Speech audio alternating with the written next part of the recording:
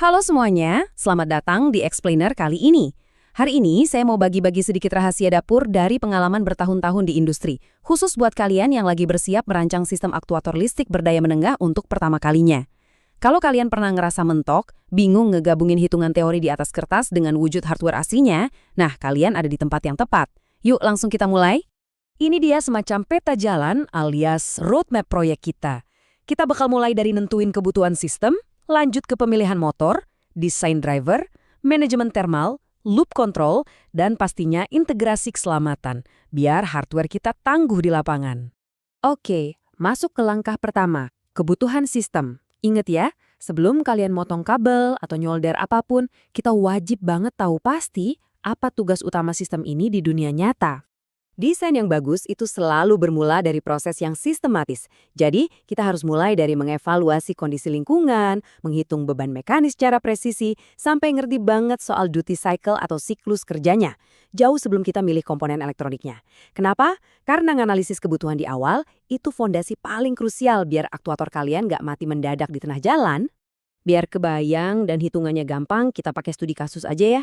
Bayangin kita lagi ngerancang sistem motor brushless DC atau BLDC berstandar industri dengan suplai 24 volt dan daya 250 watt yang harus jalan terus-menerus tanpa henti. Nah, kondisi operasional kontinu yang kayak gini bakal ngaruh banget ke keputusan desain kita nanti. Apalagi kalau udah urusan ngendaliin panas.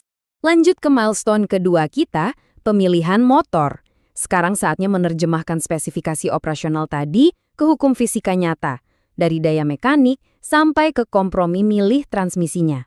Disinilah teori ketemu sama realitas. Kalau kita kalikan torsi beban 0,8 Nm dengan kecepatan sudutnya, hitungan matematis kita nunjukin angka 251,3 watt untuk kebutuhan daya mekanis murni. Tapi tunggu dulu, engineer profesional itu nggak pernah loh milih motor yang pas-pasan dan ngebiarin motornya ngos-ngosan di kapasitas maksimal. Kita selalu kasih margin keamanan sekitar 20-30%. Jadi, pilihan paling logis biar sistemnya awet adalah pakai motor di kelas 300-350 watt. Tapi, nentuin spesifikasi motor aja nggak cukup. Kalian juga harus jago nyimbangin budget dan performa waktu milih transmisi mekanik yang tepat. Apakah kalian butuh torsi super gede dari gearbox? Atau pergerakan jarak jauh yang mulus dari sabuk dan puli? Atau justru butuh presisi tingkat tinggi layaknya mikrometer pakai lead screw? Pilihan-pilihan kritis ini nih yang bakal nentuin karakter asli dari aktuator kalian nantinya.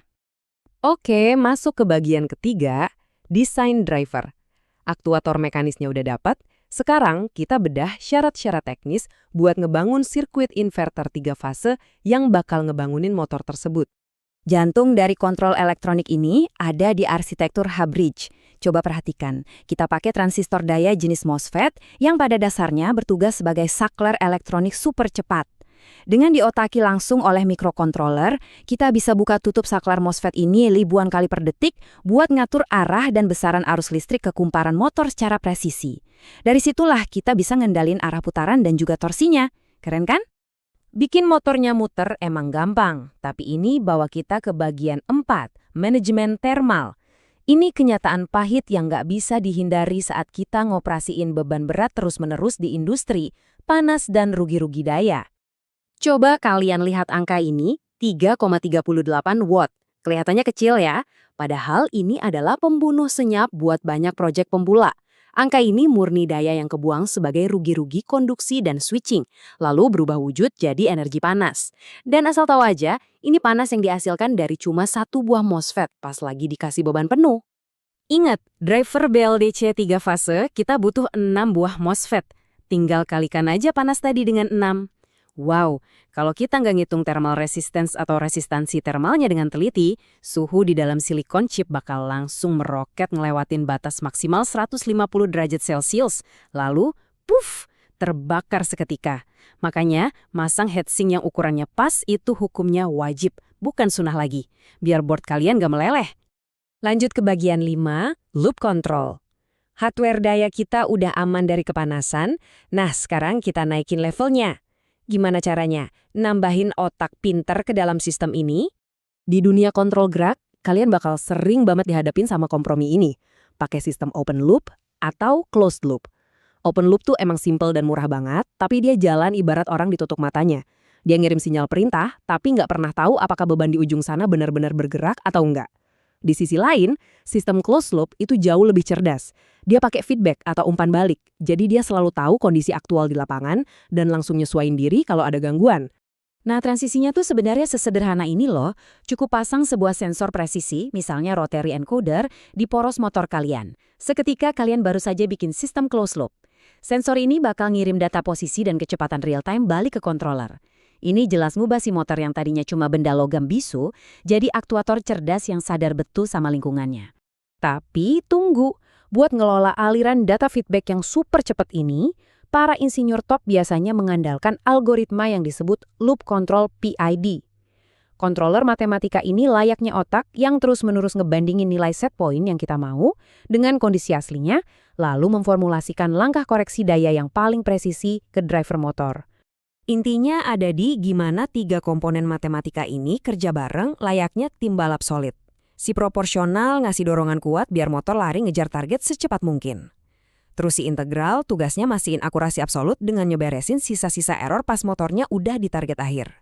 Dan terakhir si derivatif, ini barat rem cakram canggih yang ngeredam guncangan biar aktuator kalian nggak ngelewatin target atau malah berosilasi nggak karuan. Kita akhirnya nyampe di milestone terakhir proyek kita nih. Bagian 6, integrasi keselamatan. Ini langkah mutlak buat ngelindungin aktuator rakitan kita dari anomali kelistrikan fatal di lapangan. Di tahap inilah banyak pemula yang terlalu semangat, akhirnya harus rela lihat board mahal mereka hangus. Kalian wajib banget ngejalanin checklist keselamatan ketat ini, salah satu yang paling gawat adalah control dead time. Bayangin ini sebagai jeda sepersekian mikrodetik yang secara elektrik mencegah MOSFET atas dan bawah nyala di saat yang persis bersamaan. Kalau sampai nyala bareng, langsung short circuit alias korslet, dan driver kalian hancur berantakan saat itu juga. Pada akhirnya, buah dari kesabaran rekayasa ini bakal kerasa banget. Kalau kalian disiplin ngegabungin perhitungan mekanik yang pas, manajemen thermal yang aman, algoritma kontrol PID yang cerdas, dan proteksi keselamatan berlapis, voila, kalian bakal nyiptain mahakarya engineering. Persis kayak smart conveyor canggih ini yang bisa beroperasi mulus, minim error, siang dan malam di pabrik-pabrik berteknologi tinggi. Sebagai penutup explainer kita kali ini, saya mau ninggalin satu pertanyaan nih buat ngetes insting engineering kalian. Tadi kita udah berhasil bikin motor sadar posisinya sendiri lewat sistem closed loop dasar. Nah, seiring majunya industri cerdas, kalau data sensor ini kita pompa terus-terusan ke platform cloud, gimana caranya kalian pakai artificial intelligence biar sistem ini berevolusi?